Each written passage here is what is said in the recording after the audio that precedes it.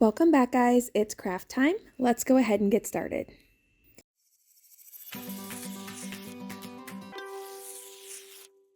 In today's video, we are going to be painting up an easy pumpkin door hanger, and I'm actually doing this for myself. I can't tell you the last time I sat down and actually made something for my own house, and I just really wanted a cute fall hanger for my door, so this is what we're gonna do. I grabbed this pumpkin form from Hobby Lobby. It was 50% off, so it's originally $5. I got it for $2.50. It is a great size, and it also is a nice thickness, so I don't have to worry about it being too thin or flopping around on my door.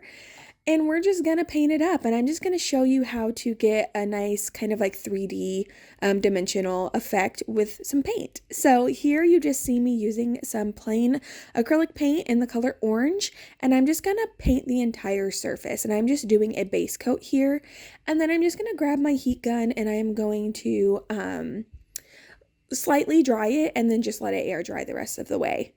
I'm also painting up the stem. I'm just using the dark brown here. I'm not doing anything fancy with the stem because most of that's going to be covered anyway. I'm going to do like a floral thing on the top. So yeah, just painted it up, hit it with the heat gun, mostly dry, not fully, because I'm just going to start blending colors here.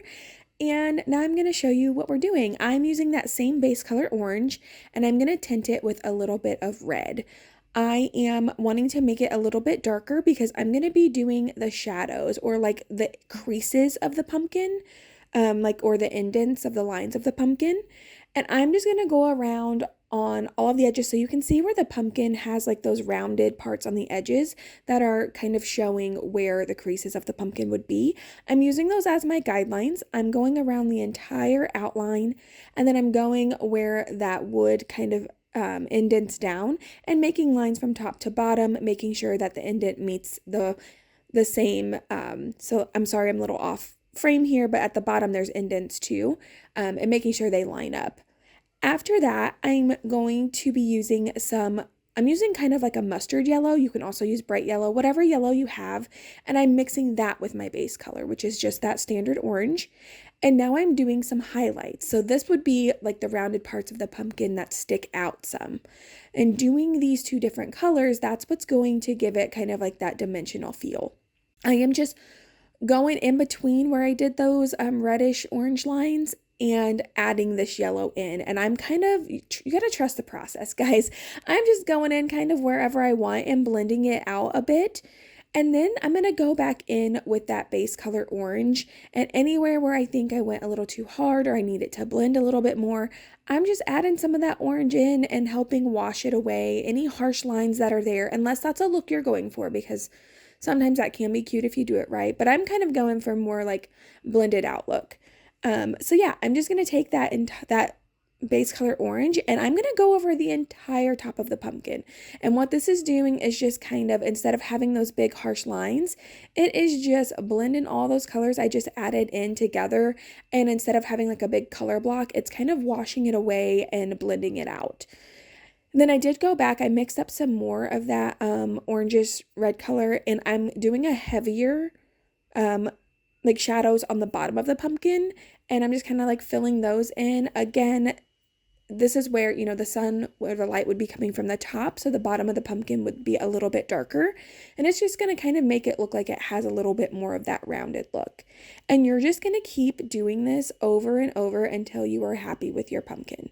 Okay, and I know it seems really repetitive, and I know it seems like, okay, like how much can you do? But I'm just going based on what looks good to me, and I'm just going to re-hit all of those spots. Like here now you see me taking that yellow again and just popping it out a little bit more, making it a little bit brighter in some areas. And like I said, all these different layers, that's what's going to give you kind of that like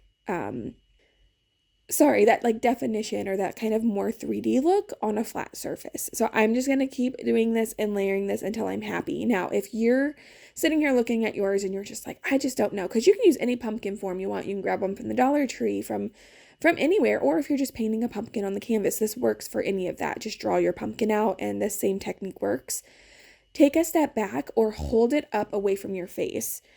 and then look at it and see how you feel. Because sometimes when you're just staring at it and you're doing this over and over, you're like, oh my gosh, I hate this. This is terrible. You just need fresh eyes. So either walk away or again, like pick it up, hold it away from your face, do something, and then you can get a true look at what you're wanting and what you need and where you need to add highlights or lowlights or that base coat back in to kind of like balance it out. I promise you that will help a ton. So anyway, I just kept doing that until I was happy, and now I'm going to use my heat gun to go ahead and dry the pumpkin. Now, I do have a screen door in between my doors, so I'm not going to seal this with anything, and I'm not painting the back, again, because this is for me. But if you're doing this to sell or to give to someone, I would seal it to make it at least water resistant and paint the back just a solid orange or black or something to make it look a little nicer. Now, you can grab whatever florals you have on hand. I have a mixture. I think a lot of these came from Michael's whenever they had their fall sale. And I'm just going to be cutting these down and doing a dry run. I always dry run my florals. I lay them all out, get an idea of where I want them to go before I start adding glue or staples. That way, I know it's going to be where I want it to be, and I don't have to worry about changing it up or pulling things back off. I'm just going to start with some of these green leaves to give it a pop of green, and this beautiful sunflower with this mixture of like burgundy and orange and yellow. I think it's gorgeous.